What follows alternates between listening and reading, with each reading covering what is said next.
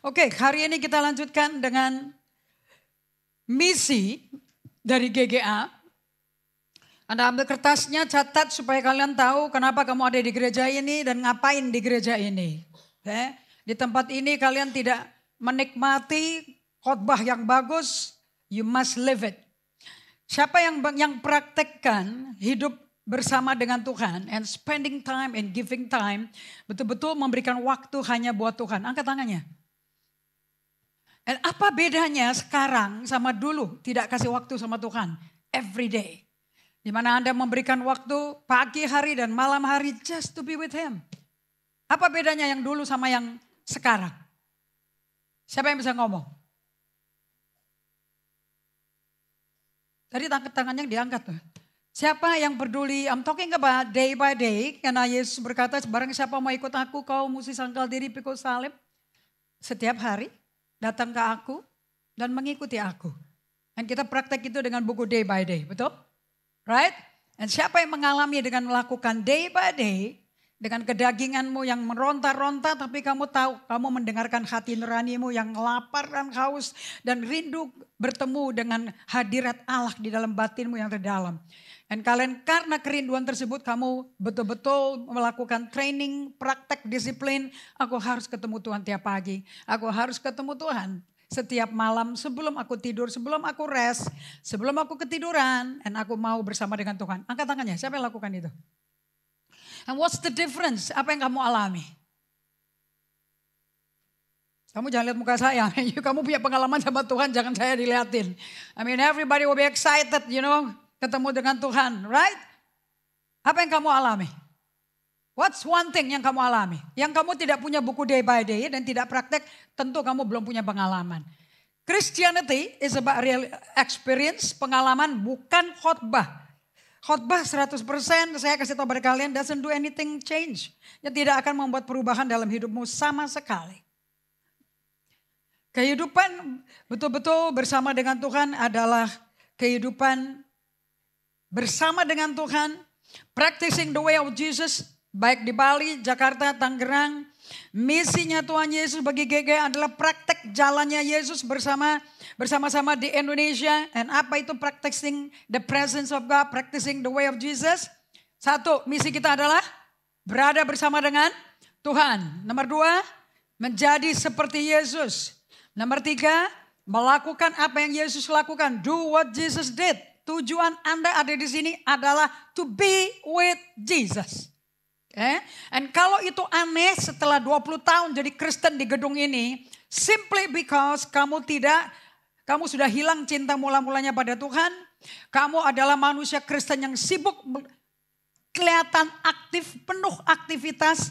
Karena dengan banyak aktivitas muncul di panggung, dekat sama Apostle Indri, ngangkat barang Apostle Indri, kelihatan kamu aktif dan rohani. Ada di sel, pertemuan sel, you look good di mata orang. Karena tanpa sadar kamu hidupnya dikontrol dengan nanti orang ngomong apa. Oke? Nah, padahal yang Yesus lakukan dan murid-muridnya Yesus yang pertama kali datang kepada Yesus, yang mereka minta cuma satu, Yohanes 1 ayat 38. Guru, di mana engkau tinggal? Saya berdoa, kalian tiap hari berkata, Guru, Yesus guru kita. Kalian itu produk dari siapa guru kamu? Okay? Who is your rabbi? Siapa rabi kamu? Ya itulah hidupmu. Tapi saya memilih untuk rabi saya Yesus. Siapa yang memilih rabinya Yesus? So Anda gak mau ngikutin siapapun kecuali Yesus. Angkat tangan tinggi-tinggi. Of course, ngapain ikutin pendeta? Kecuali pendatanya mengikuti Yesus, then you losing your ground. Kamu sesat 100%. Anda butuh melihat gembalamu mengikuti Yesus. Bukan mengikuti pendeta lain. Are you hearing me? Dan apa yang pendeta lain ajarkan, kalau saya nggak hidupin, nothing will happen. So siapa yang memilih pagi hari ini untuk mengikuti Rabi Yesus? Angkat tangannya tinggi-tinggi. Dan tidak ada satu hari kamu tidak baca kitabnya tentang dirinya dia. You see, John McComber ngomong seperti ini. Semua orang suka. Anda bisa dengerin saya ngomong ini di real. Semua orang suka melihat orang sukses. Mau baca bukunya tentang Bill Gates, beli bukunya autobiografi mengenai Bill Gates. Baca bukunya mengenai Steve Jobs, sekalipun dia udah meninggal karena kanker pankreas, beli. Kenapa? Ini orang udah bisa menciptakan PC, bisa menciptakan smartphone, bisa menciptakan Apple komputer, ditendang perusahaannya karena ekonominya, masuk ganti nama lain, ditendang keluar dari perusahaan yang lain, dia masuk kembali ke PT yang dia bangun, dia menghasilkan smartphone yang sangat berhasil sampai hari ini di tangan semua orang Kristen pun.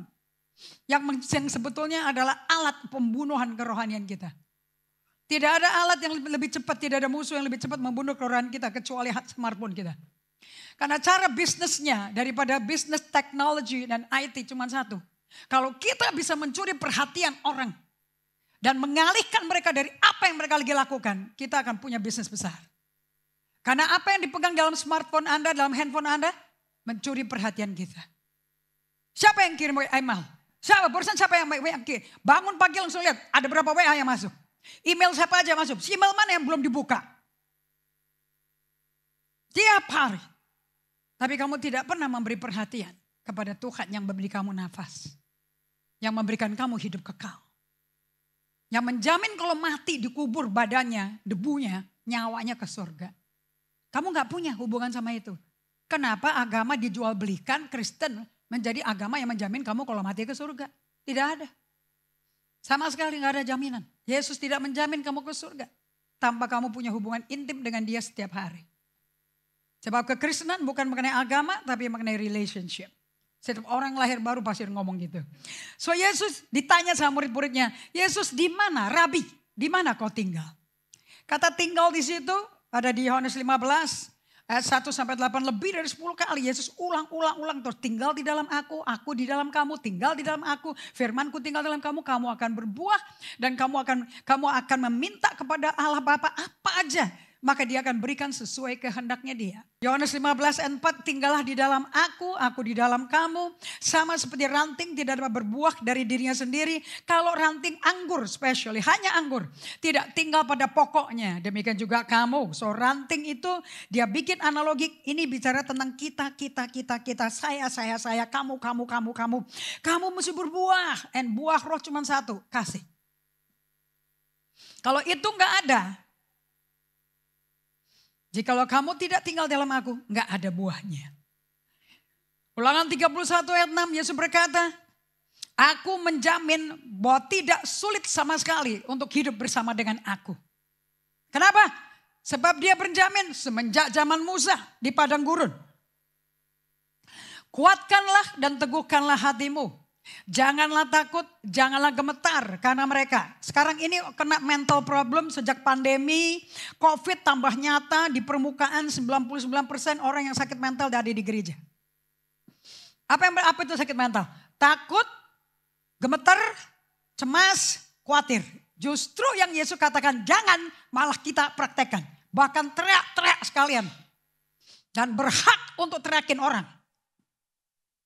Dan Allah berkata, ulangan 31 ayat 6, katakan sama-sama, 2, 3. Kuatkan, teguhkan hatimu. Yang perlu diteguhkan namanya, duit, deposito, apanya?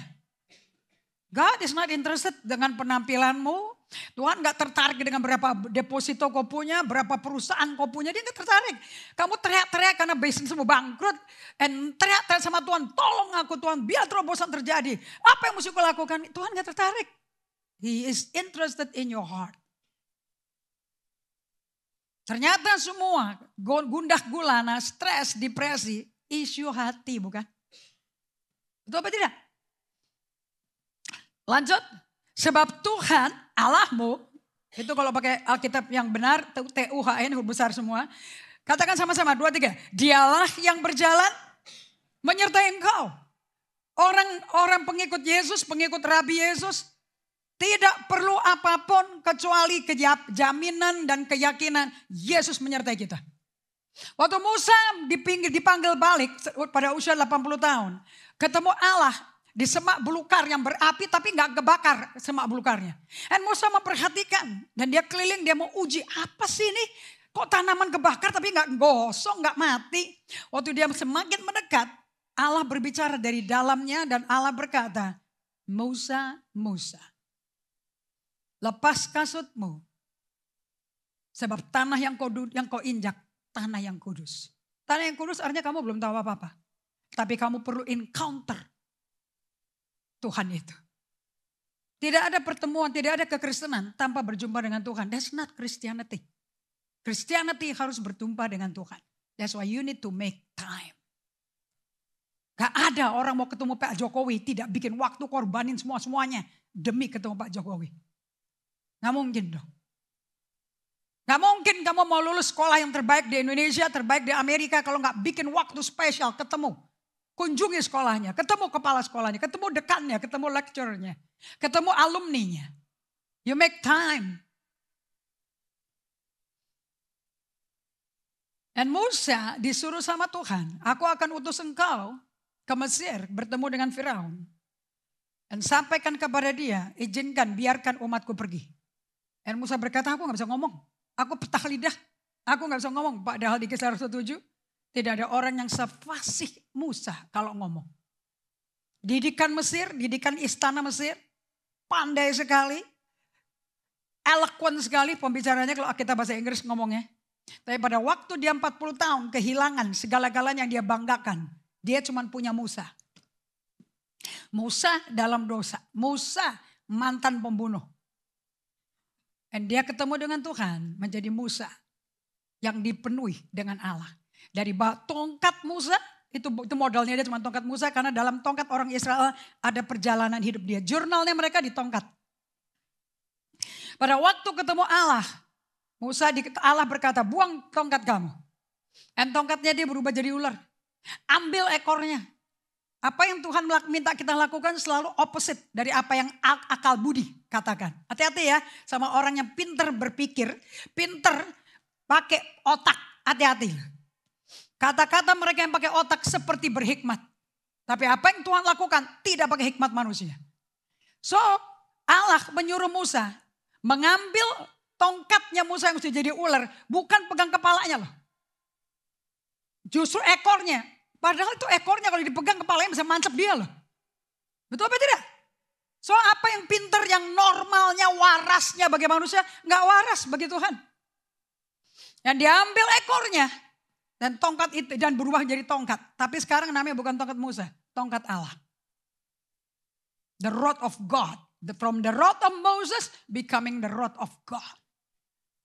Dari manusia dosa kita diambil oleh Tuhan, kita berubah jadi manusia Allah, menjadi anak Allah. Betul apa tidak? Dan semenjak itu Musa dengan tongkat Allah pergi menghadap Firaun. Dan janjinya Allah cuma satu. Aku besertamu. So kunci orang yang sehat emosi, waras emosi. Anda mesti waras emosi. Bukan waras otak. Otak kamu di sekolah cuma diajari matematika kok. Rapotmu juga gak bagus. Tapi orang akan diingat kalau emosinya itu bagus. Orang gak diingat karena laportnya pintar bagus. Gak ada. Tapi siapa kamu akan diingat. Orangnya bawel, orangnya cerewet, orangnya kasar, orangnya manis, orangnya sok tahu, sombong. Semua itu yang akan diingat. Because that's who you are.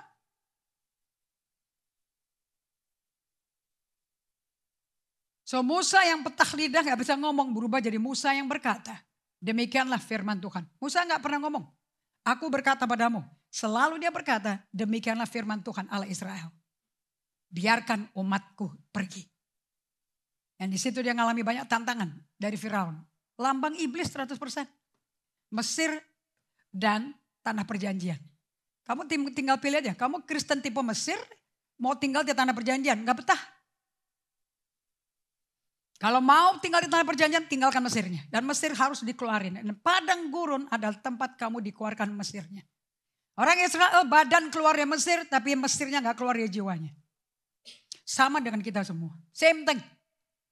Dan Anda akan tahu Mesirnya kita kuat sekali apa tidak waktu kita dibalikin ke Mesir. Alamiah gak hidupnya? Normal gak hidup kayak gaya Mesir? Bahkan senang luar biasa, puas. Tapi kalau duduk di padang gurun, Yang isinya cuma 2. Ular dan Roh Kudus. Iblis dan Roh Kudus. Waktu Yesus dibawa ke padang gurun cuma ada iblis dan Roh Kudus. Tidak pernah 1 detik pun dia kasih kesempatan buat iblis. 100% dia ikut apa kata Roh Kudus. So Anda mau tahu kamu jadi orang Kristen tanah perjanjian yang cocok di tanah perjanjian, yang cocok kalau mati ke surga? Make sure selama di bumi kamu hidup dipimpin roh, tidak dipimpin oleh iblis. Iblis tawarannya enak loh, cepat kaya, cepat kenyang, kamu kelaparan kan Yesus? Kalau anak Allah ubah dong batu jadi roti, come on, lapar kan, cepat makan. Kalau engkau anak Allah, benar nih, kau anak Allah seperti dikatakan oleh Allah Bapa di Sungai Yordan. Aku bawa engkau ke bumbungan yang paling tinggi. Lihat semua kerajaan di dunia. Kamu sembah aku ya sekali, ku kasih semuanya. Resmi loh. Karena Adam kasih ke iblis. Ini bukan kebenaran, saya selalu ngulangin khotbah ini. Untuk ngingetin kita semua. Siapa sih yang kau sembah sebetulnya? Bisa diketahui dari tawaran yang di depan hidung kamu. Yang Yesus berkata, ada tertulis. Jangan kau cobai Tuhan. Allahmu. Jelas kok. Yesus pun Allahnya setan. Yang bikin setan kan Yesus. Dibawa ke bumbungan yang paling tinggi. Jatuhin dong. Bikin sensasional. Show. Supaya orang tuh bikin kamu terkenal. Sama kan? Dengerin perkataan saudara-saudara seimanmu yang duduk di carousel sama kamu. Ngomong apa mereka sama kamu? Do they love you? Or do they like want to see you fall? Makanya carousel itu penting. Karena dalam jumlah kecil kedengaran semua. Kalau jumlah kayak begini kamu dengar saya khotbah, kamu kan diam sendiri. Kecuali mainan handphone di kursimu. Tapi pas duduk di depan kita muka ke muka baru ketahuan. So Musa berhasil membawa orang Israel keluar dari padang gurun. Dari Mesir perbudakannya Firaun. Because God is with him. Karena Allah menyertai dia. Ini kita ulangan kan yang tulis Musa. So ini kan perjalanannya Musa. Kenapa kok GGA masuk ke dalam kehidupan EHS? Melalui memakai day by day. Karena kamu harus menjadi seperti Musa hidupnya. Seperti Daud. Kalau enggak kamu jadi Kristen Saul. Enggak ada orang Saul, Kristen Saul. Yang sedih karena Tuhan meninggalkan dia. Saul sedih karena takut kehilangan jabatan rajanya. Saul sedih karena kehilangan kerajaan Israel. Saul sedih karena pro rakyatnya, dukungan rakyatnya hilang. Daud gak pernah pusing. Mau jabatannya diambil, mau tahtanya diambil sama anaknya Absalom. Dia keluar dari istana gak ada peduli. Yang penting aku tidak kehilangan kau Tuhan. Saul gak pernah tulis kitab Mazmur. Saul gak pernah bernyanyi bagi Tuhan. Daud menyanyi bagi Tuhan. Daud meratapi kondisinya dia. Meratapi kondisi Israel. Dia menangis dan dia menulis Mazmur 2/3 adalah kitab ratapan. Kuatkan, teguhkan hatimu, kata Tuhan. Ditulis oleh Musa sendiri. Dalam perjalanan mereka keluar dari Mesir. Janganlah takut, janganlah gemetar. Karena mereka, orang-orang Filistin, kok Amalek gitu. Karena orang-orang Mesir yang mengubur kamu. Firaun yang ngubur dengan 600 kereta kudanya. Sebab Tuhan Allahmu Jehovah. Tuhan di sini TUHN huruf besar semua. Yahweh. Dialah yang berjalan menyertai engkau. Katakan Allah berjalan. Allah gak lari-lari. Jalan. Pernyataan Allah berkata. Dialah yang berjalan menyertai engkau. Berarti Allah sayang gak sama orang Israel ini? Ditemenin gak? Mungkin gak diajak estafet? Mungkin gak diajak lari sprint? Cepat keluar, cepat keluar. Mungkin gak begitu? Berjalan. Berjalannya 40 tahun. Ini pelajaran penting sekali loh. Kenapa mereka 40 tahun di padang gurun? Sangat penting. Dan pengajarannya cuma satu. Manusia gak hidup dari roti saja. Berarti Tuhan mengakui ada roti itu penting. Tetapi manusia hidup dari setiap perkataan yang keluar dari mulut Allah. Kalau butuh 40 tahun untuk orang Israel belajar mendengar suara Tuhan. Dan ini adalah pelajaran sangat penting karena tunggunya 40 tahun dan gagal semua. Hanya berhasil di 2 orang. Caleb dan Yosua.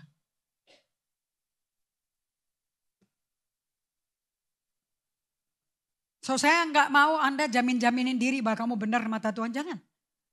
Kita akan belajar hari ini bagaimana kau tahu bahwa kau benar di hadapan Tuhan dan di hadapan manusia. Ia tidak akan membiarkan kau dan tidak akan meninggalkan kau. Berarti Allah selalu ever present apa tidak? Maha hadir? Hadir terus.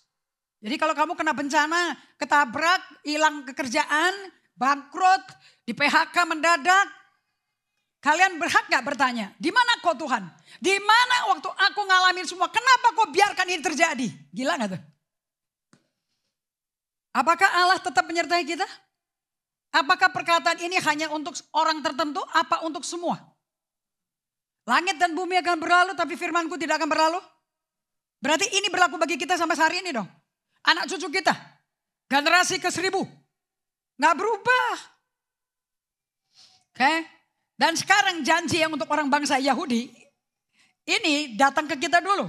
Nah kita lihat di Ibrani 13 ayat 5, apa yang Allah janjikan melalui Roh Kudus lewat Rasul Paulus. Kalau udah Ibrani, kisah Rasul ke belakang, semuanya Roh Kudus yang berkarya. Katakan sama-sama, 2, 3. Janganlah kamu menjadi hamba uang. Cukupkan dirimu dengan apa yang ada padamu. So Tuhan gak, ada uang bagus. Tapi itu bukan the main of the main. Uang bukan bukti kamu disertai Tuhan. Mafia punya uang lebih besar daripada orang Kristen terkaya di dunia. Oke, lanjut. Karena Allah telah berfirman, aku sekali-kali tidak akan membiarkan kau. Dan aku sekali-kali tidak akan meninggalkan kau. I will never leave you nor forsake you. Jaminan apa yang bisa mengalahkan ini? Makanya doanya Yesus sebelum dia masuk ke Getsemani, memberi diri kepada Yudas Iskariot. Inilah hidup yang kekal ini. Hidup kekal bukan periode durasi. Hidup kekal adalah engkau, semua mereka yang Allah Bapa berikan kepada Yesus. Mengenal Allah Bapa. Satu-satunya Allah yang benar. Dan mengenal Yesus Kristus yang telah engkau utus. Sebab pada waktu kedatangan Yesus kedua kali, kalau engkau masih ada di bumi, too bad brother. Kamu akan ketemu sama antikristus. Dan kamu akan mengalami aniaya. Kalau kamu tidak mengenal Allah Bapa dengan benar, kamu akan disiksa badannya seperti yang orang-orang Hamas lakukan kepada orang-orang Israel pada hari 7 Oktober jam 6.30 pagi di perayaan Pondok Daun. Perayaan yang paling luar biasa, paling bahagia karena panen besar-besaran. Tapi itu hari yang mengerikan hari itu. Di Yohanes 17 ayat 3. Aku berdoa agar engkau mengenal aku. Kenapa kok dia bisa berdoanya seperti ini? Ya tenang dong, karena dia gak pernah ninggalin muridnya sama sekali. Dia lahir, dia mati, dia bangkit dari mati, dia tetap hidup bersama kita. Betul tidak? Dan dia berkata lebih baik aku pergi loh. Sebab kalau aku gak pergi, aku gak bisa kirim penolongku yang baru. Dan dia akan bersama-sama engkau. Dan penolong itu adalah Roh Kristus. Nama lain Roh Kudus, Roh Kristus. Nama lain Roh Kudus adalah Roh Allah. Jadi kalau engkau mengaku Yesus Tuhan, tapi hidup tanpa Roh Kudus, kamu hidup di luar payung perlindungan Tuhan. Kamu hidup di bawah penguasaan iblis. Kita hanya aman di dalam payungnya Tuhan. Di luar payungnya Tuhan gak aman. So ujian yang kita pasti sebagai orang Kristen alami adalah kamu diuji. Setiap hari untuk mengetahui sebetulnya kamu tuh cinta Tuhan yang menyertai kamu dan gak mau ninggalin kamu apa tidak. Berapa sih dari 24 jam per hari, 8 jam tidur tinggal 16 jam. Dari 16 jam itu berapa persen untuk cari duit? Berapa persen actually you want to be with God? Atau berapa persen lebih banyak kamu mainan di sosmed, di handphone? Gak tua, gak muda, mainan game, mainkan sambil nunggu di pesawat. Saya pikir semua orang sibuk lagi kerja apa di pesawat. Saya ngintip-ngintip pada main kartu, main soliter, gak oma-oma, gak tante-tante, sama aja. Saya bilang, why don't you just sleep? Atau baca buku, atau talk kepada suaminya yang di sebelahnya. Atau ngomong ke istri sebelahnya. Dua-duanya pada sibuk main handphone dan gak ngomong loh. 1,5 jam terbang ke Bali. Pulang pergi, saya duduk di sebelah kiri orang, saya liatin. They don't talk. Dan Yesus menjamin di Matius 28 ayat 20, aku menyertai engkau sepanjang masa. Di malam terakhir, sebelum Yesus mati menyerahkan diri pada Yudas, dia bilang, kamu kenal Bapak ya. Dia tuh satu-satunya Allah benar. Mengenal Yesus Kristus, nanti dengan antikristus kamu akan ditantang nih. Are you sure Yesus itu juru selamatmu? Are you sure dia Tuhan satu-satunya benar? Dan harus disangkal. Nanti badan kamu akan dibakar hidup-hidup, dikasih cuka, disobekin supaya pelan-pelan menderita untuk menyangkal Yesus Tuhan. So kalau di zaman seperti ini kamu tidak membaca Injil keselamatan, kamu gak baca surat para rasul. Ini beritanya di Wahyu loh. Ini beritanya di suratnya Paulus kepada Tesalonika, jemaat paling jahat. Gak ada orang baik di Alkitab, gak ada. Yesus pun gak mau ngaku dia baik, hanya Bapak yang baik. Jangan orang GGM merasa baik loh ya, apalagi udah berkorban uang loh. Yesus gak bisa dibeli pakai uangmu. Pengorbananmu sibuk dengan aktivitas GGM gak bisa membeli engkau. So kuncinya daripada hidup bersama Tuhan yang Yesus mau, yang Yesus hidupi, dia modelin. Adalah hidup dengan siapa sih kita tiap hari. Who do we live with? Meno artinya hidup dengan Tuhan. Rabi, di mana engkau tinggal? Aku mau berdiam bersamamu.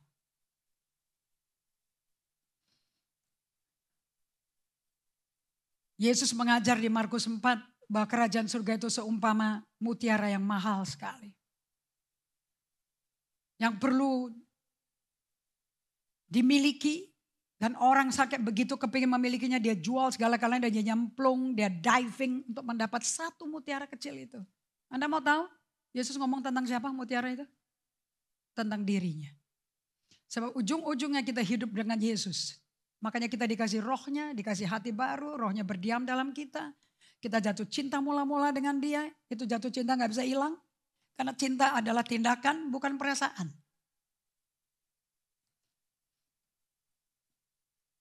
Apakah Yesus segala-galanya bagi kamu yang paling berharga?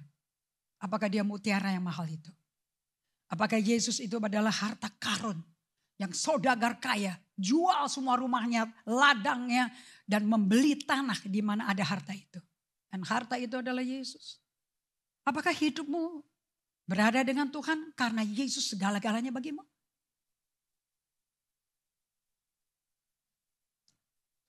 Yang kembali ke telinga saya cuma satu, ngotot. Saya SS kok. SS cuma cara prakteknya. Tapi tujuannya adalah ketemu Tuhannya. Bukan prakteknya yang disembah. Yesusnya yang disembah. Tujuannya seperti ini supaya you become like Jesus. So, slide berikutnya, we becoming like Jesus. Kalau kita ringkas, kita buka ke Markus 8 ayat 34. Buka Alkitab kalian yang kita baca sama-sama. Ini firman yang Yesus bagikan.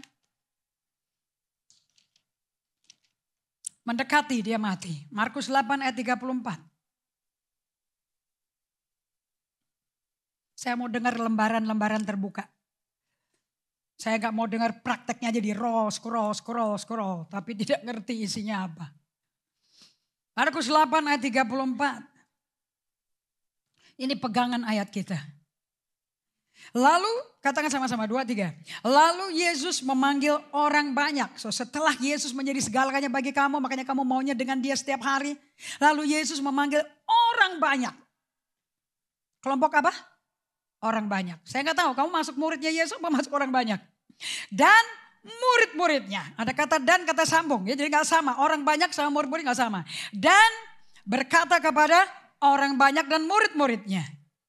Setiap orang yang mau mengikut aku, ia harus menyangkal dirinya, memikul salibnya, dan mengikuti aku. Undangan Yesus untuk menjadi pengikut Rabi Yesus cuma satu. Setiap orang. Kalau bahasa Inggrisnya whoever. Setiap orang Apakah kalian mantan pembunuh? Apakah kalian mantan germo, mantan hidup kumpul kebo, mantan pelacur, mantan narkobais, mantan bandar narkoba, mantan penipu, mantan tahanan, whatever. Apakah engkau orang yang paling suci, gak pernah ada dosanya, Anda merasa Anda yang paling layak ikut Yesus? Terserah. Pokoknya undangan Yesus terbuka besar. Sejalan menuju ke Yesus, besar pintunya. Because siapa aja, setiap orang.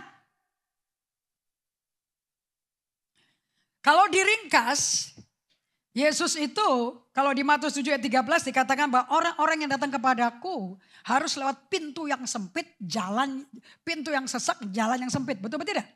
Tapi kalau kita lihat undangannya Yesus ternyata enggak loh. Pintu gerbangnya gede. This is the door of grace. Siapa saja boleh masuk. Mau jadi pencoleng latar belakangnya, mau jadi penjudi, siapa saja boleh masuk. Yesus adalah the broad door. Tetapi setelah itu, kita baca lagi ayat 34. 2, 3. Lalu Yesus memanggil orang banyak dan murid-muridnya dan berkata kepada mereka. Setiap orang, lingkar itu, setiap orang. Boleh gak supir kamu mendengar ini? Boleh gak supir kamu mengalami ini? Boleh gak Pak Sapam dengerin ini?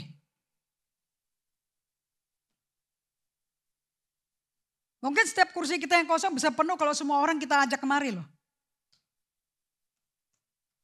Bukan orang-orang eksklusif kepercayaan. Lanjut.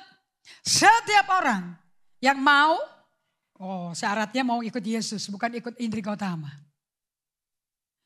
Ia harus menyangkal dirinya, pikul salibnya, dan ada kata kecambung, dan ikut aku. So Anda belajar apa di sini? Undangannya luas, siapa aja boleh masuk. Setiap orang apa aja boleh masuk. Ikut Yesus loh. Gak harus lulusan sekolah Alkitab. Harus lulusan kepribadian yang benar. Gak perlu sama sekali. Anggap ya. Pak Akun ada yang serius mau dibantu? Oke. Dan begitu undangannya buat setiap orang. Setelah itu undangan dipakai, dikasih. Jalannya sempit tuh. Harus sangkal diri, harus pikul salib. Nah itu yang sempit itu. Itu yang susah. Makanya banyak orang berkata, cinta mula-mula enak ya. Tapi kok sekarang udah hilang. Kayaknya maintenance-nya berat. Supaya cinta mula-mula menyala kembali, balik lagi ke GGG, balik lagi, dengerin khotbah lagi. Ya tobat yuk, dari hidup duniawi, balik ke Tuhan lagi. You won't. Memang kamu sih jalannya sempit. Untuk menjadi kenapa bagus sekali Injil kita ini. Kalau di budaya Yudaisme, orang-orang yang sembayangannya di tembok terakhir, tembok Bait Allah yang dibangun oleh Salomo, itu sisanya aja, pinggirannya doang. Yang dipakai saat ini di Yerusalem ramai, semua orang lagi berdoa di situ karena perang ini yang sedang terjadi. Kalau mau menjadi orang Israel yang betul-betul diakui sebagai rabi, betul-betul bisa diakui, dan orang Israel hanya mengakui orang jadi rabi kalau usianya 30 tahun. Mereka harus lulus sekolah Alkitab SMA-nya namanya Bet Sefer. Kemudian mereka masuk ke Bet Midrash, itu SMA-nya, SMP-nya. Kemudian Bet Talmud, itu universitasnya. SMP, SMA, universitas. Dan ini semuanya nilainya mesti A+ atau summa cum laude. Hanya yang terbaik dan terbaik, ini Talmidim ini adalah lulusan Ivy League-nya sekolah Alkitab di Israel. Mereka adalah orang-orang yang boleh memakai jubah panjang-panjang, membaca Taurat, sembahyang di bait Allah dan dilihat semua orang. Mereka mesti lulus ini semua loh. Untuk mengikuti rabi-rabinya mereka. Sekarang rabi-rabi di Israel lagi keluar semua, lagi memimpin doa-doa untuk para troops tentara-tentara Israel yang akan berperang. Tetapi ada satu rabi yang berbeda, namanya Rabi Yesus. Dia datang dengan undangan Markus 8 ayat 34. Setiap orang yang mau ikut aku, ya harus sangkal diri, pikul salibnya. Dan ikut aku. Yang ngikutin Yesus ada satu, Rasul Yohanes. Lingkar kedua, 3 orang, Petrus, Yohanes, Yakobus. Lingkar keempat, 12 orang. Lingkar kelima, 72 orang. Kemudian orang banyak, muridnya banyak. Tapi yang sangkal diri pikul salib sedikit sekali. Setiap orang artinya setiap orang. Berarti dia kalau mau ikut Yesus tidak perlu tes kualifikasi dulu atau diskualifikasi. Betul apa tidak? Right? Anda dengerin ini? Datang ke Yesus tidak perlu dites dulu. Anda mau jadi member gereja GGA nggak perlu diinterview saya. Kalau kamu datang kemari dengan emosi sakit, asal tidak membahayakan nyawa saya, kita terima di sini.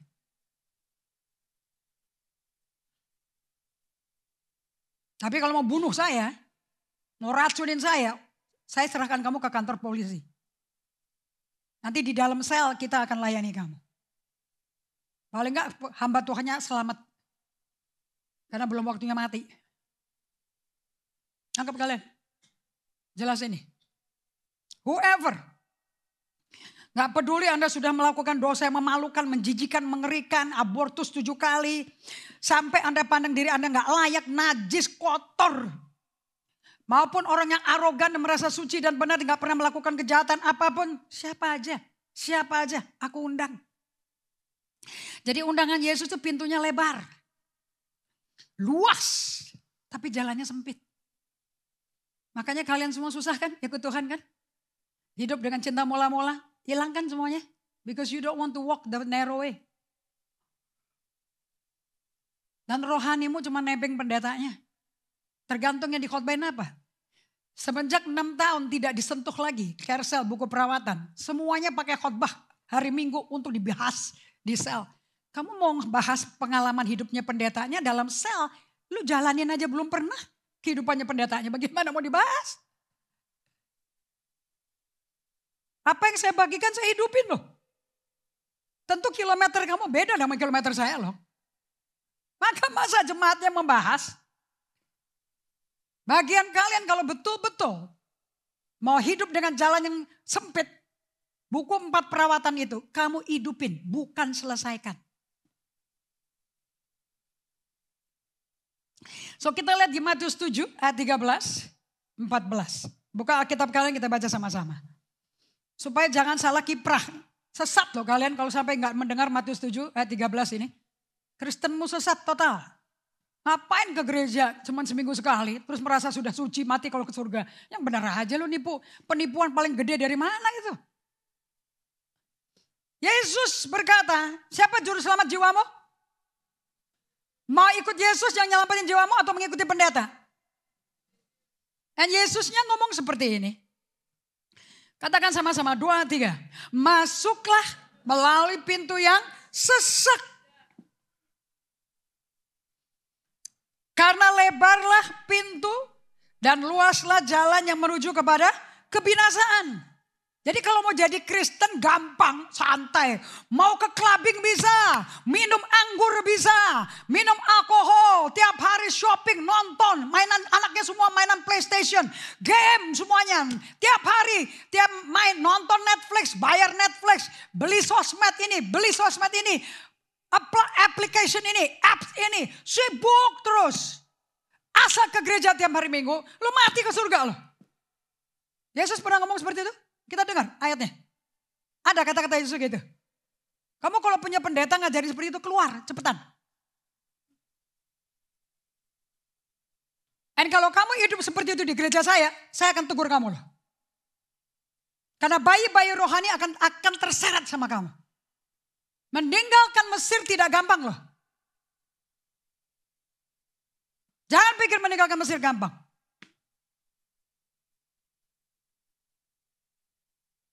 Jangan pikir meninggalkan sifat duniawi gampang. No way Jose. Karena lebarlah pintu dan luaslah jalan yang menuju kepada neraka. Mau ke neraka kan kalian? Nongkrong lebih banyak di mall. Jalan-jalan di mall. Biarpun kredit card udah seret, bayar cicilannya udah seret, tetap ke mall. Perpuluhan tidak perlu. Persembahan untuk orang-orang miskin sedekah, gak usah. Suruh dia kerja, dasar males orang-orang itu. Gereja isinya penghakim-penghakim, bukan murid Kristus. Dan banyak orang yang melaluinya. Karena sesaklah pintu dan sempitlah jalan yang menuju kepada kehidupan. Dan sedikit orang yang mendapatinya. Saya berdoa dengan GGA, Apostle Indri ngidupin, menjalani hidup supaya saya mengalami sehat emosi dan rohani yang didewasakan. Jalannya sempit, pintunya sesak. Karena jalannya cuma satu, Yesus Kristus. So Anda harus ikut Rabi Yesus, nggak ada jalan lain. Di Alkitab setiap kali dia pakai pintu sesak karena lebar pintu luas jalan. Kata jalan itu di bahasa Yunani-nya hodos. Kalau di mobil namanya odometer.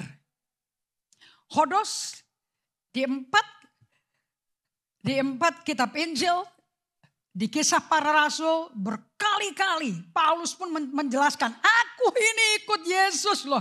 Aku ini ikut jalannya dia, aku ini penganut jalannya Tuhan. Kita ulangi lagi kisah Rasul 24 ayat 14. Paulus berkata apa? Ini dia bersaksi deh. Waktu dia dianiaya. Gak ada pelayanan Paulus yang gak dianiaya. Tetapi aku mengakui kepadamu bahwa aku berbakti kepada Allah nenek moyang kami dengan 1, 2, 3. Menganut jalan. Menganut apa? Dan Yesus berkata apa? Kalau kita menganut jalan Tuhan artinya apa? Balik ke Matius 7 ayat 13-14. Masuklah melalui pintu yang sesak. Karena lebarlah pintu dan luaslah jalan menuju kepada. Jadi dengan kata lain masuk ke surga gak gampang dong ya. Gak cukup mati di baptis selam pakai sertifikat baptisan selam masuk peti mati langsung ke surga gitu. Lanjut. Dan banyak orang yang masuk melaluinya. Jadi mayoritas ke neraka atau ke surga?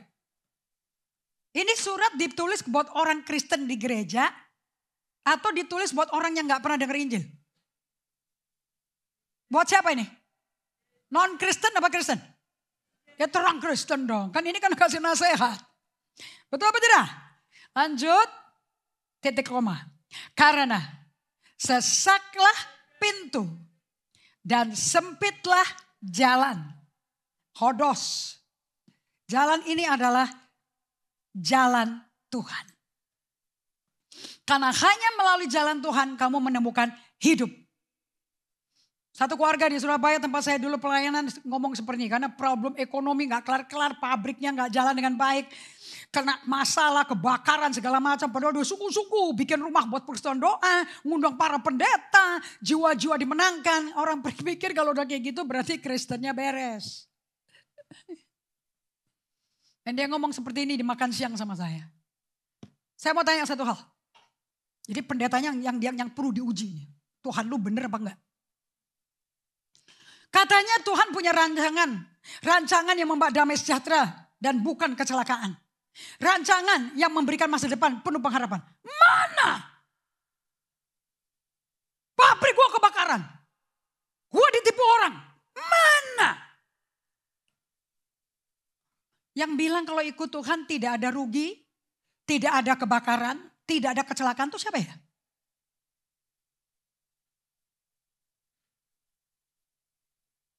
Kamu bisa lewat lembah kekelaman. Kamu bisa lewat kebakaran. Kamu bisa lewat semua bencana. Bedanya cuma satu. Tuhan menyertai kamu. Makanya kamu gak kena kecelakaan. Kalau kamu disertai Tuhan. Apakah Tuhan pasti menyertai kita? 100%. Ibrani 13 ayat 5 ngomong. Ulangan 31 ayat 6 ngomong gak tadi. Kurang jaminan apa lagi? Udah deh kita kalau diuji kita kalah lah. Yesus sangat komit sama kita. Allah sangat komitmen sama kita. Kitanya yang gak komitmen sama dia. Semua diukur pakai duit dan kenyamanan. Kalau dagingnya enak, happy, makanan enak, uangnya enak. Berarti Tuhan beserta kita. Siapa bilang? Sekalipun aku melewati lembah kekelaman, aku takkan goyah. Karena gada dan tongkatmu menyertai aku. Gada tongkatnya Tuhan menyertai Tuhan, menyertai Daud, ya berarti Tuhannya ada di situ dong. Betul apa tidak? Kadang-kadang logika juga bisa dipakai nih kalau untuk mengerti perasaan dan kata-kata Tuhan. Paulus memproklamirkan di Kisah Rasul 24 ayat 14. Saya bilang, Tuhan nyertai kamu enggak? Loh, dia janji kan? Ya pasti, gak usah dipertanyakan. Pertanyaanku sekarang, kamu beserta dia apa tidak? Aku udah bikin persekutuan doa. Rumah gue buka, gue kasih perpuluhan, gue kasih persembahan. Aku berikan waktuku, bahwa orang-orang jiwa-jiwa mendengar firman. Kurang apa lagi? Kamu hanya sibuk kerja buat Tuhan. Tapi kamu tidak pernah berada dengan Tuhan.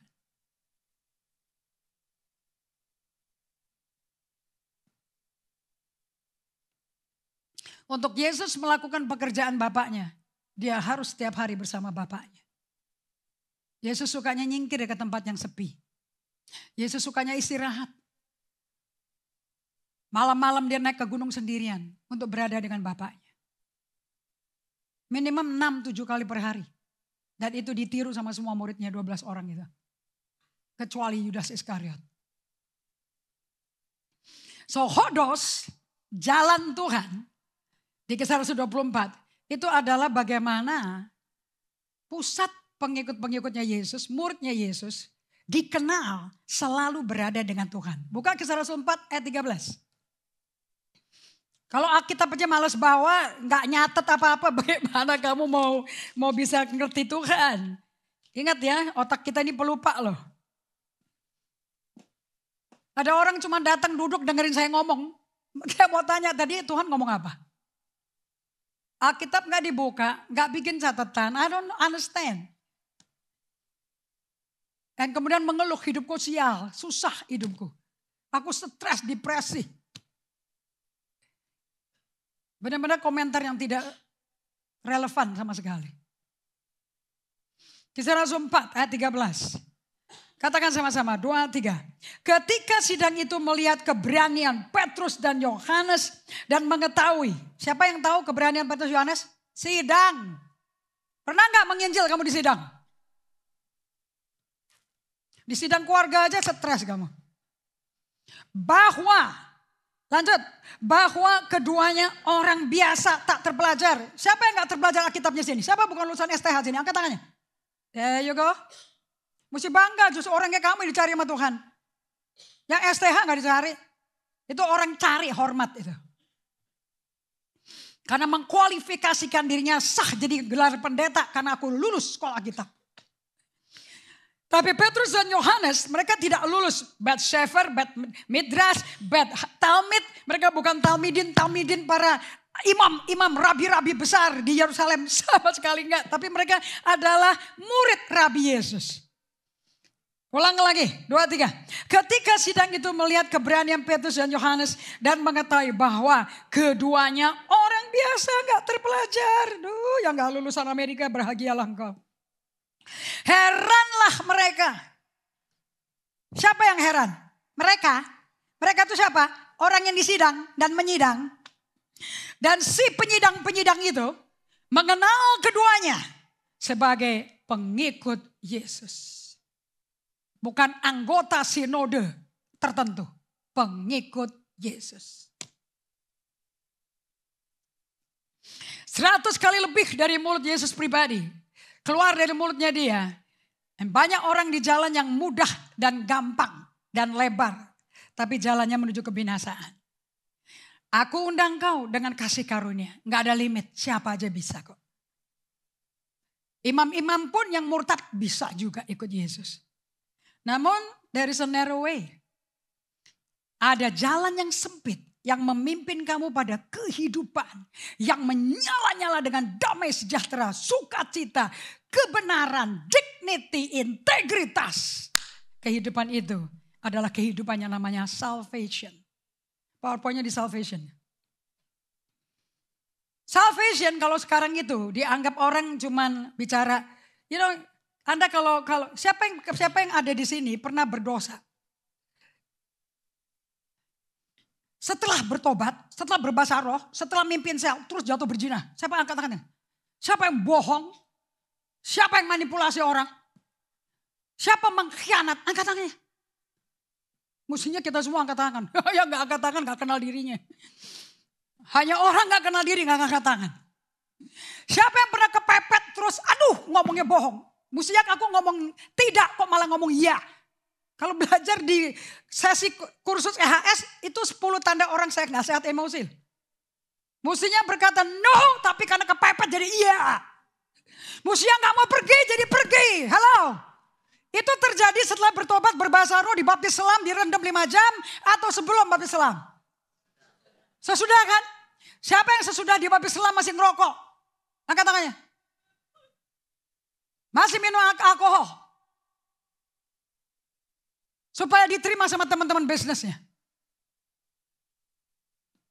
You know kenapa semua ini? Dan kalau terjadi di gereja, langsung diomongin jadi gosip. Langsung dikeluarin dari sel. Mesti dilayani khusus terus. Gak perlu. Menurut Alkitab tidak perlu. Selama engkau kembali ke jalan Tuhan, you don't need to. Dan tidak perlu dikucilkan, tidak perlu dihukum, tidak perlu diwawancara. Gak ada ayatnya. Hanya butuh dipengaruhi untuk kembali ke Tuhan. Karena hanya di jalan Tuhan kamu bisa menemukan kebenaran. Dan kebenaran yang kamu tahu, kebenaran itu memerdekakan kamu. You don't need to be bound. Kamu tidak perlu lagi terbelenggu dengan dosa lama, kebiasaan lama. You can be free. Dan kamu akan terima hidup dan hidup berkelimpahan. Kuncinya ikut Tuhan supaya kamu terima hidup berkelimpahan. Bukan supaya dihakimi, dicortin orang, diomongin orang. Dia masih begini nih, dia masih begini. Di belakang dia masih begini loh. Who are you to talk? What about you?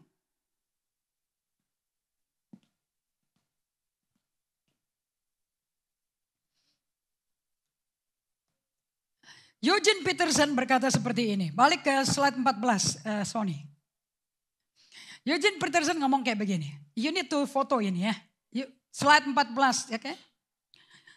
Kenapa jalan Tuhan ini penting sekali? Kalau ikut Yesus, pengikut Yesus, kamu mesti ada di jalannya Tuhan dan penganut jalan Tuhan. Eugene Peterson gembala dari seluruh gembala-gembala di Amerika dan gembalanya saya juga. Saya ada yang menggembalakan. Selain Pastor Naomi, dia gembala kepemimpinan, leadership and mentoring. Tapi Eugene Peterson the heart of a pastor.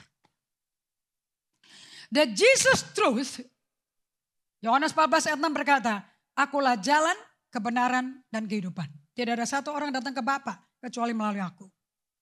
Jadi tidak ada pengikut Yesus yang tidak menjadi anak Allah. Kalau kamu bukan anak, kamu gak sah manggil Allah itu Bapa.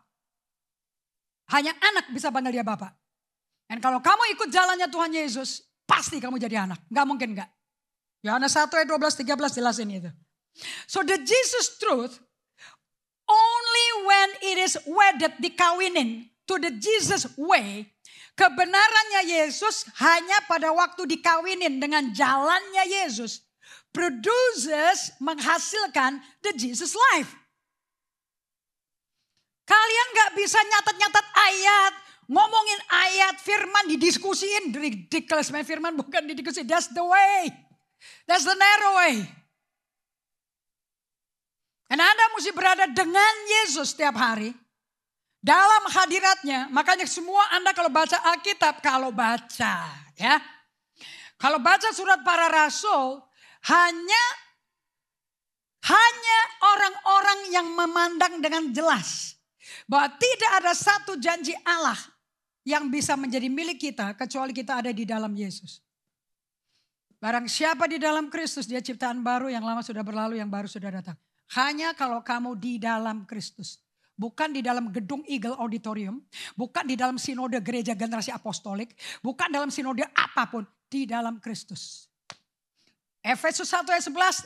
Paulus berkata, aku katakan tanda kutip. Di dalam Kristus. Semua bagian Allah yang dijanjikan bagi kamu. Kamu telah terima. Asal kamu di dalam Kristus. Gak usah minta-minta janjinya digenapi, gak perlu. Kamu tinggalnya di dalam Kristus nanti digenapi sendiri kok. Dan yang mana yang digenapi dia tahu. Yang ini yang perlu dulu. So, kebenaran firman tentang Yesus itu gak ada artinya kecuali dikawinin dengan jalan Yesus. baru menghasilkan kehidupan Yesus. Yohanes 10:10. Dan aku datang untuk memberi kamu hidup dan hidup berkelimpahan. Mana hidup berkelimpahannya? Itu gak ada hubungan sama Jen loh. Gak ada hubungan dengan Mercedes-Benz, Toyota Alphard. Gak ada hubungan dengan merek-merek semua, gak ada. The life of Jesus is the love of God. Kasih Allah. Jesus as the truth gets far more attention than Jesus as the way. Selama ini Yesus sebagai ayat-ayat kebenaran, hukum Taurat itu lebih mendapat perhatian dibandingkan Yesus sebagai jalan. Kenapa kok jalannya gak pernah dibahas? Jesus as the way is the most frequently evaded metaphor among the Christian. Satu-satunya yang paling sering sekali disingkirkan, gak dianggap metafor yang tidak diperdulikan adalah Yesus sebagai jalannya. Oleh orang-orang Kristen, with whom, dengan siapa aku sudah kerja selama 50 tahun selama ini di Amerika Utara sebagai gembala mereka. Makanya orang-orang Kristen sekarang ini, because they don't know the way, suatu tes telah dilakukan di Amerika. Saya nggak tahu di Indonesia dilakukan apa enggak. Okay. Tesnya ini dilakukan di slide 21. Oleh badan yang namanya Barna Group. Kalau di Indonesia ada yang niru itu namanya Bilangan. Mereka melakukan survei di Amerika Utara. Nggak ada di Jawa. Semua yang disurvei orang non-Kristen di interview. Pernah tidak kamu ketemu orang Kristen secara pribadi? Orang non-Kristen berkata, pernah. 84% berkata, aku kenal seorang Kristen secara pribadi.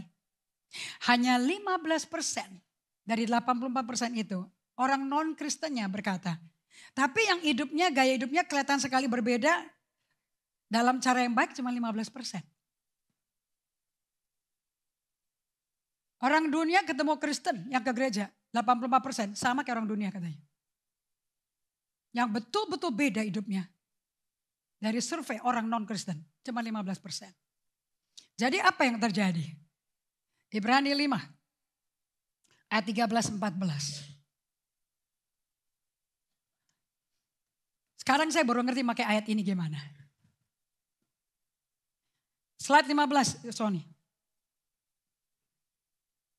Roll up aja ke atas. Karena buka Alkitab ya, Ibrani 5 ayat 13-14.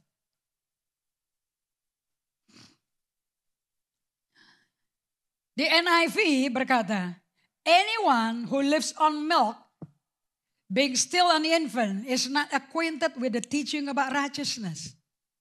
But solid food is for the mature, who by constant use have trained themselves to distinguish good from evil. So di sini, Pastor Nomi juga kepada leader yang saya pilih untuk duduk sama Pastor Nomi, juga diajak ngomong kayak gini nih. Sebab barang siapa masih memerlukan susu, ia tidak memahami ajaran tentang kebenaran. Sebab ia adalah anak kecil. Tetapi makanan keras adalah untuk orang-orang dewasa. Yang karena mempunyai panca indera yang terlatih. Untuk membedakan yang baik daripada yang jahat. Jadi kalau kamu udah 30 tahun sesuai usianya GGA 20 tahun jadi Kristen. Tapi hanya bisa mendapat firman susu. Kamu gak tahu loh mana yang benar, mana yang tidak loh. Kamu gak tahu bedanya kebenaran sebab kamu masih anak kecil. Kalau bahasa Inggrisnya infant. Di NIV-nya infant. Infant itu bayi berapa hari loh. Balik ke NIV-nya di slide-nya.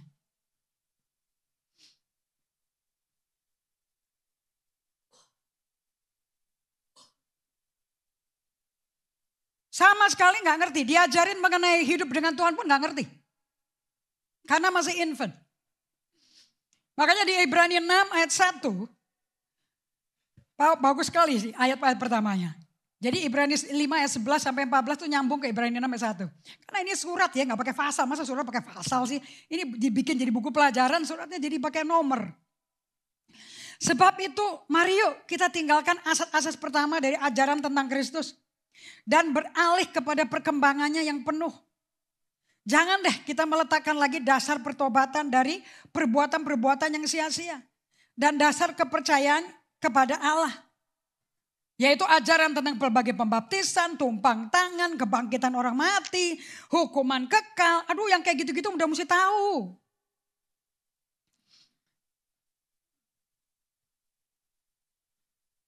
Sebab itu, slide bahasa Indonesianya, Ibrani 6 ayat 1. Marilah kita tinggalkan asas-asas pertama dari ajaran tentang Kristus. Saya baca bahasa Inggrisnya ya. Therefore let us get past the elementary stage in the teaching about the Christ. Advancing on to maturity and perfection and spiritual completeness. Doing this without laying again a foundation of repentance from dead works and of faith toward God. Ayo kita bertumbuh, maju, advance, advance. Maju kepada kedewasaan dan kesempurnaan. Dan ke total, komplit kerohanian kita. Sama seperti Rabi yang kita ikuti. Karena mengikuti Rabi atau mengikuti kehidupannya dia. Kita gak bisa. Kenapa sih kok orang-orang ini pada 15% gak kenal. Hidupnya beda dibandingin yang 84%. Kok orang-orang dunia bisa lihat orang Kristennya gak ada bedanya. Sama dengan waktu saya pacaran dengan bekas pacar saya. Dia bawa saya ke gereja loh. Dia yang kenalin saya sama gembalanya. Oh, semua pendeta terkenal di Indonesia dia tahu. Karena donatur besar. Pada waktu saya lahir baru, bertobat. Saya bilang sama dia. Saya mengasihi kamu. Saya akan doakan kamu. Tapi saya gak bisa hidup sama-sama lagi dengan kamu. Selama saya menjadi orang dunia, orang berdosa, hidup kumpul kebo dengan kamu. Saya gak pernah tahu kamu Kristen lah. I never know that you're Christian. And here saya di kantor kamu lihat Alkitabnya ukuran besar tapi hanya terjadi menjadi artefak, menjadi barang pajangan. Saya tidak pernah dengar engkau bersaksi tentang Yesus. Ini hari terakhir kita bersama-sama. Goodbye. Saya keluar di kantornya, perpisahan. Kristen macam apa kita? Are you ashamed of the gospel? Are you ashamed of Jesus?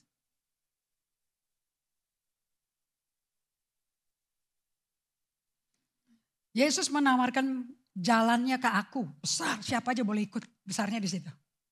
Tapi sesudah pintu besar itu, ada jalan yang sempit. Indri Gautama ikut jalan sempitnya. Tidak ngikutin jalan luasnya dia. Lebih baik saya tinggalkan. Alasan saya putus. Sebab dia membawa saya ke neraka. Kalian mau bawa orang-orang ke neraka juga? Dengan tidak mau mengikuti jalan Tuhan? Yang sempit, pintunya sesak. Kenapa oikosmu gak berhasil? Because you show jalan dunia yang lewat, yang besar dan luas. Orang yang sungguh-sungguh cari Tuhan, gak mau hidup seperti itu. Dia akan pakai waktunya, perhatiannya untuk mengenal dan bertemu dengan Tuhan yang kamu sembah dalam nama Yesus. Mana Rabi itu? Sebagai penutup, ini jalan yang sempitnya. Setiap orang yang mendengar perkataanku ini dan melakukannya, ia sama dengan orang yang bijaksana yang mendirikan rumahnya di atas batu. Anda mau lihat? Setiap orang, itu siapa aja boleh loh, dengar loh. Siapa aja boleh dengar khotbahnya Yesus, masuk ibadahnya Yesus, boleh. Gak ada limit. Tetapi ada kelanjutannya. Apa yang kau dengar, lakukan. Ya sama dengan orang bijaksana yang mendirikan rumahnya di atas batu. Bukan orang yang jago, bikin bisnis, jadi gak ada apa-apa, jadi miliarder. Punya perusahaan, very very rich. Nggak ada. It's not that. Bukankah Salomo dibikin orang terkaya di dunia, mengalahkan semua orang terkaya di dunia saat ini? Hancur. Ayat 26. Tetapi setiap orang yang mendengar perkataanku. Siapa aja boleh dong dengar perkataan Yesus. Dan tidak melakukannya. Ia sama dengan orang bodoh yang mendirikan rumahnya di atas pasir. Anda kawin sama siapa ya? Orang bodoh atau orang bijaksana? Ini menentukan kehidupan daripada keluargamu, anak-anakmu. Akan masuk kebinasaan atau tidak. Justru Petrus pun ngajar yang sama. Ini orang yang maunya enaknya sendiri, santai, senang-senang, hebat, keren. Petrus kayak begitu tuh. Jadi kalau Anda tipe yang kayak Petrus, kayak saya, ada jawaban kok. Kita bisa berubah juga kok. Nggak ada jalan putus. Makanya jalan Tuhan itu selalu bicara tentang keselamatan. Katakan keselamatan. Keselamatan Tuhan itu tidak bicara tentang bagaimana kita selamat dari dosa kita yang lama loh. Termasuk dosa sekarang dan dosa masa depan. Yesus jamin semua. I will forgive you. I will erase your sin. Dosa yang kau akan bikin 20 tahun yang sekarang, aku akan selamatkan. Are you hearing me? Gak ada dosa cuman, kalau memang kita bisa diampuni masa depan, diampuni dosa yang sekarang, ya kenapa kalau kita berdosa sekarang diomongin? Bukankah Paulus bertobat usia 58?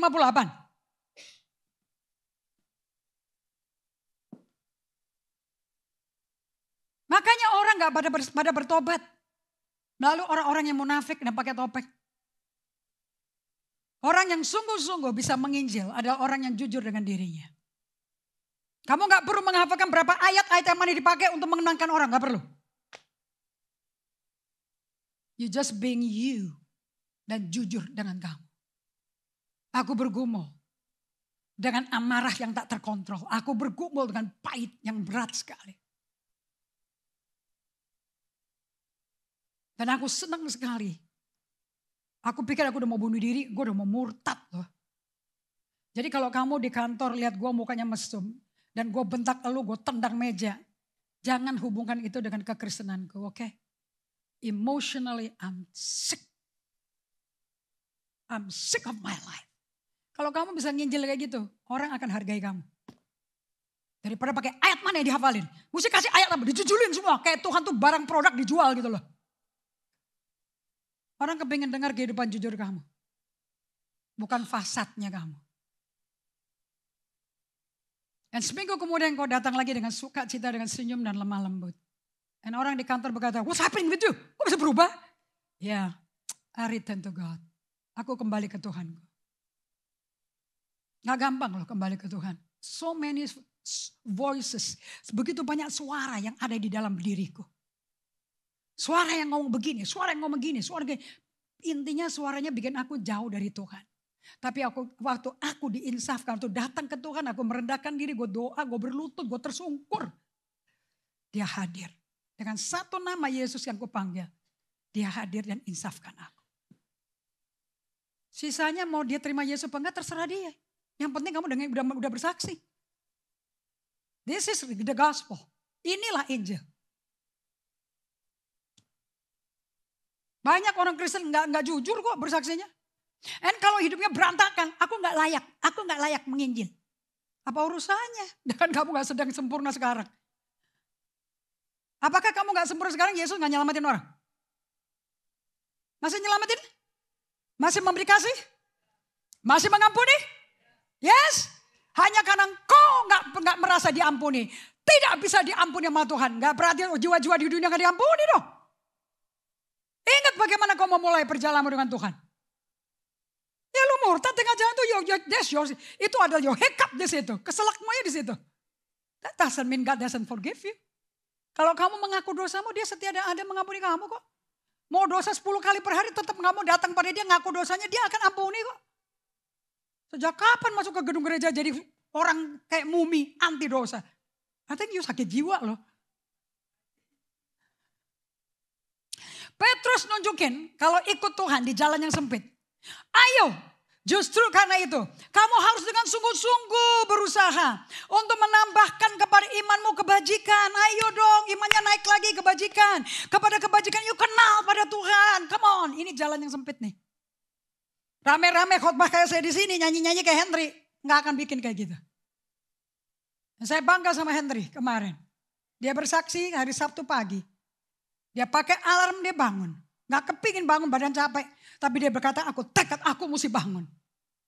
Dan dia ambil waktu hanya beri perhatian kepada Tuhan. SS tuh beri perhatian ke Tuhan. Alias bikin space. Supaya Tuhan kalau hadir bisa berkati kamu karena ada ruangan yang tersedia. Bikin space-nya jangan disembah. Tuhannya yang disembah. So Petrus berkata, sesudah lahir baru, dari latar belakang kayak apapun, aku aja juga gak cocok jadi pengikut rabi-rabi di Israel, di Yerusalem. Tapi Rabi Yesus mau terima aku. Ayo, setelah diampuni berapa kali, nyangkal dia 3 kali. Aku mau sungguh-sungguh berusaha loh, nambah imanku kebajikan pada kebajikan pengetahuan. Anda baca di situ? Aku sungguh-sungguh berusaha. Jadi ada gak kekristenan santai-santai di hari Minggu aja muncul pakai setor muka? Setor muka, setor duit gitu. Ada kekristenan kayak gitu? Atau ini kehidupan sehari-hari? Serious life. Ini loh rule of life. Saya senang dengan perkataan Dallas Willard. Dallas Willard ngomong seperti ini. Grace is not opposed to effort. Kasih karunia tidak melawan. Apa itu yang namanya berusaha sungguh-sungguh. But it is opposed to earning. Tapi menolak yang namanya memperoleh jasa, memperoleh hasil. Karena aku ke gereja hari Minggu, maka aku memperoleh ini. Karena aku kasih perpuluhan, aku memperoleh ini. Karena aku nabur rumah EHS, maka rumah tanggaku makmur. Itu earning. Itu Tuhan anti loh. Tapi kalau berusaha sungguh-sungguh untuk menambahkan imanmu, kebajikan dan kebajikan, ketekunan. Kamu tidak sesuai. Gak ada orang bertumbuh menjadi tekun tanpa kepleset-pleset. Gak mungkin. Kalau enggak Daud gak akan berdoa gini dong. Sekalipun aku. Coba buka semua. Mazmur 37. Saya tutup dengan ini. Ya. 2, 3. Jehovah Tuhan menetapkan langkah-langkah orang. Stop. Menetapkan kecepatan jalan atau langkah? Bedanya langkah sama kecepatan jalan apa? Saya dengar satu kata tadi. Slowly. Mana ada kok Tuhan cepat-cepat. Datang ke ibadahnya. Berapa lama lagi sih?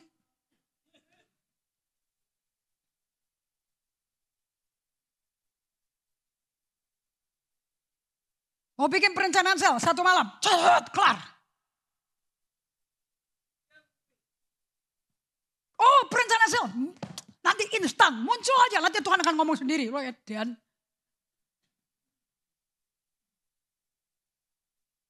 Kamu kenal 12 murid anggota selmu? Kamu kenal satu persatu karakternya?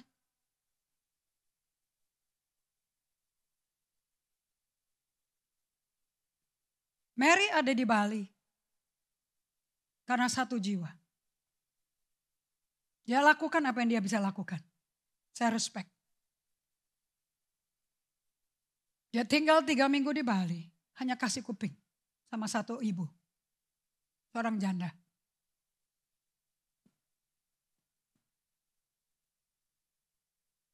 Apa yang dia dengar, dia lapor ke saya. Apa yang saya dengar dari orang-orang lain yang dikontak ibu ini, saya pun terima. Saya gak hakimi. Because I don't know the person. Hanya kalau engkau datang ke ibadah saya gak berarti saya kenal jantungnya kamu loh. I don't know you. Selalu yang dilaporin sama ketua sel, problemnya nih orang, masalah ini orang, sedang menghadapi apa. Saya bilang asik kenapa gak dikenalin orangnya siapa.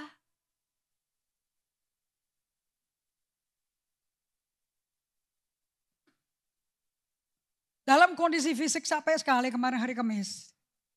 Saya bikin subgroup, saya bikin sel berbeda. Bersama ibu itu dengan grup kecil saja. Yang ibu itu aman dan percaya. Gak bisa orang dilayani tanpa dikelilingi orang yang dia percaya. Gak mungkin. Karena orang berdosa penuh dengan ketakutan. Takut diomongin, nanti apa kata orang. Takut disakiti. Semua motifnya takut. So tim yang lain sama Weda. Mau salah ngerti, mau apa ngerti orang yang member, I don't care. Waktuku terbatas, badanku capek. Semua orang yang dilayangi saya juga mesti tahu menghargai badan saya capek. Saya masih manusia. So saya dialog sama ibu itu. Mulai dari gel biasa. Saya mau sharing, saya minta kalian juga sharing ya bergiliran ya. Apa yang Tuhan kerjakan di kamu dengan kamu mendisiplin diri untuk berada dengan Tuhan. Aku dulu ya. Aku baru tahu dia WA saya. Saya ngalami ini loh, aneh loh Apostle. Buat saya aneh. Saya tuh suka kumpul-kumpul sama teman-teman duniawi. Saya suka majalah-majalah duniawi. Tapi semenjak saya bertekad disiplin. Tekad-tekad bener-bener juga kagak loh. Kok aku berkurang ya. Sukanya ngumpul sama orang dunia. Kok gak ada niat, gak ada desire lagi. Kok bisa gitu ya. Jadi sebetulnya orang lepas dari nafsu duniawi itu gampang ya. Hanya datang dengan Tuhan loh. Yep. So gak ada khotbah yang bisa merubah kamu kan. Kecuali kau melangkah kamu datang ke Tuhan kan. Berada dalam jalannya Tuhan, korek? Oke, next. Mary. Next, Inge. Next, ibu ini. Bagian dia saya interupsi, setelah dia selesai saya kasih ayat. Kata Tuhan begini. Tuhan menjelaskan seperti ini. Dia nangkep, dia gak tahan dengar kebenaran itu. Teriak. Hari itu dia dilepaskan total. Jam berapa kita kelar? Jam 11. Terus saya pulang ke hotel jam 12, setengah 1. Mandi jam 1, setengah 2 baru tidur. Ada limit loh di badan ini. Pelayanan tidak gampang kalau kita gak berada bersama Tuhan. Karena waktu melayani saya mesti sadar akan Tuhan hadir. Dan saya mesti sadar itu orang ada orang di depan saya. Dan saya mesti hadir bagi dia. Gak bisa bagi orang lain. Gak bisa terpecah belah. Saya mesti sadar setan hadir.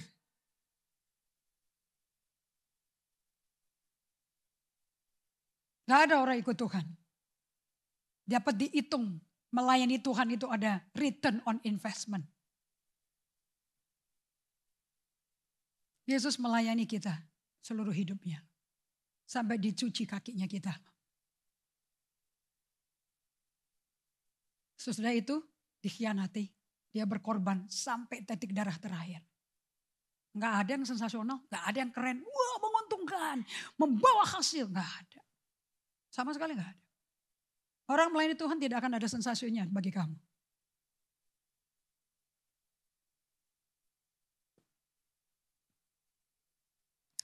Ayat 23. Tuhan menetapkan langkah-langkah orang yang hidupnya berkenan pada dia.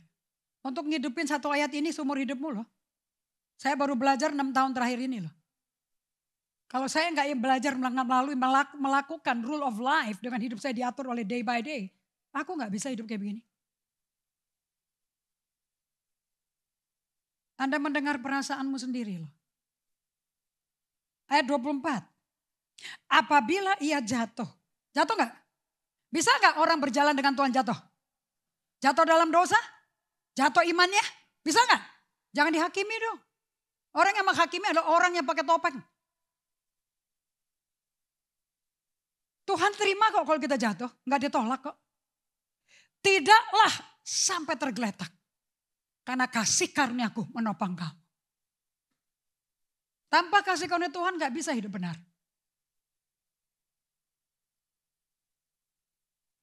Sebab Tuhan menopang tangannya.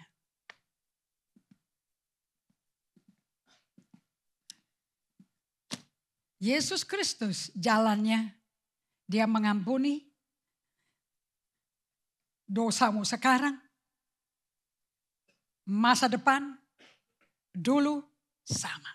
Dia tidak berubah. Saya berdoa dengan saya mengajarkan seperti ini. Di GGA tidak ada orang menghakimi dan tidak ada orang ngomongin orang di belakang orang.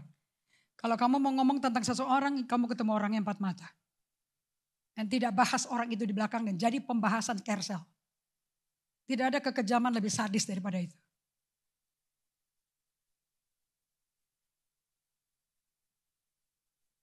Amin. Kita tundukkan kepala, kita lanjutkan minggu depan.